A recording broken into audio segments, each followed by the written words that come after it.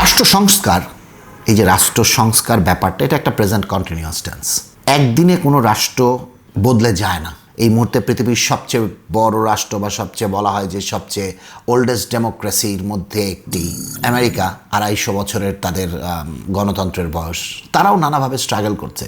আমরা দেখতে পাচ্ছি তাদের পররাষ্ট্রনীতি, তাদের দেশের ভিতরের নীতি, সব কিছু নিয়ে তারা ঘরে বাইরে সমালোচিত হচ্ছে। একটা রাষ্ট্রকে আসলে গণতন্ত্রের পথে বা গণতন্ত্রের দিকে পূর্ণভাবে ধাবিত করতে হলে এটার জন্য সময় লাগে এবং এটার জন্য স্যাক্রিফাইস লাগে, এবং সেটা জেনারেশন থেকে জেনারেশন সেই স্যাক্রিফাইসগুলো করে যায়। আমাদের ক্ষেত্রেও তা হয়েছে, এবং আমার মনে হয় ওই যে আমি বললাম, রাষ্ট্র সংস্কার একটা প্রেজেন্ট কন্টিনিউয়াস টেন্স। এখন যে রাষ্ট্র যত বেশি দায়িত্বশীল, যে রাষ্ট্র যত বেশি ইন্টেলিজেন্ট, তারা চেষ্টা করে কত কম সময়ে, কত কম রক্তের বিনিময়ে, কত কম স্যাক্রিফাইস করে তারা সেই রাষ্ট্রটাকে গণতন্ত্রের একটা আইডিয়াল জায়গায় নিয়ে যেতে পারবে। আমরা আসলে কোনটা পারবো সেটা হয়তো বা সামনের ইতিহাস নির্ধারণ করবে।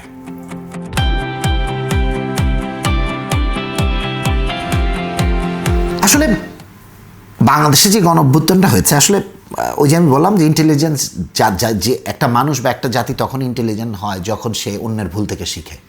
আমাদের গণঅভ্যুত্থানের ঠিক কিছুদিন পরেই নেপালে গণঅভ্যুত্থান হলো, এবং নেপালের স্টুডেন্টরা আমাদের করা ভুলগুলো থেকে সাথে সাথে তারা শিক্ষা নিয়েছে। যেমন গণঅভ্যুত্থান পরবর্তী সময়ে যে অন্তর্বর্তীকালীন সরকার হয়েছে, সেখানে আমাদের ছাত্র নেতারা বা গণঅভ্যুত্থানে যারা নেতৃত্ব দিয়েছিল তারা উপদেষ্টা হিসেবে যোগদান করেছিল।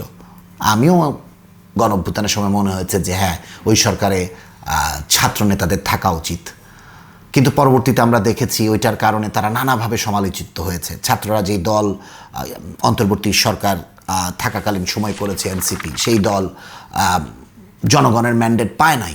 তাদেরকে আলটিমেটলি ক্ষমতার রাজনীতির দিকেই তারা এগিয়ে গেছে। জামাতের মতো একটি বিতর্কিত দলের ছত্রছায়া বা তাদের সাথে তারা অ্যালায়েন্স করে নির্বাচন করেছে, কিন্তু মানুষের ম্যান্ডেট যেটা বা মানুষের যে ভালোবাসাটা ইনিশিয়ালি তাদের প্রতি ছিল, যে শ্রদ্ধাবোধটা ছিল, যে রেসপেক্টটা ছিল, সেটা তারা হারিয়েছে।